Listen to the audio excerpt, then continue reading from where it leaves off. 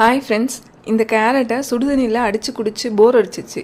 So summer start ஆகிட்டு இன்னைக்கு கொஞ்சம் கூலிங்காக குடிக்கலான்னு சொல்லிட்டு இந்த மாதிரி கேரட்டோட கொஞ்சமாக தேங்காய் சேர்த்து ஒரு ஏலக்காய் தேவையான அளவு தண்ணி மிக்ஸ் பண்ணி இந்த மாதிரி அடித்து எடுத்துக்கிட்டு இது கூடவே நிறைய நாட்டு சர்க்கரை இல்லைன்னா தேன் எது இருக்கோ அதை மிக்ஸ் பண்ணி இந்த மாதிரி ஃப்ரீசரில் வச்சு விட்டலாம் ஒரு 5 மினிட்ஸ் மட்டும். என்னதான் சம்மர் ஸ்டார்ட் ஆனாலும் ரொம்ப கூலிங் வந்துட்டு உடம்புக்கு சேராது எனக்கு. ஸோ அதனால் லைட்டாக மட்டும் இந்த காய் கட் பண்ணுற கேப்பில் மட்டும் ஃப்ரிட்ஜில் வச்சு எடுத்துக்கிட்டேன்.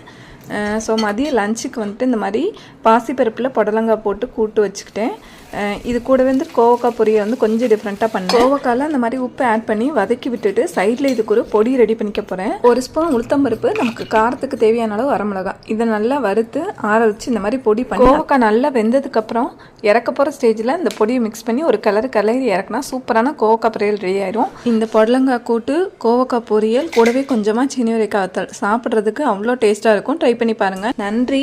வாழ்க வளமுடன்.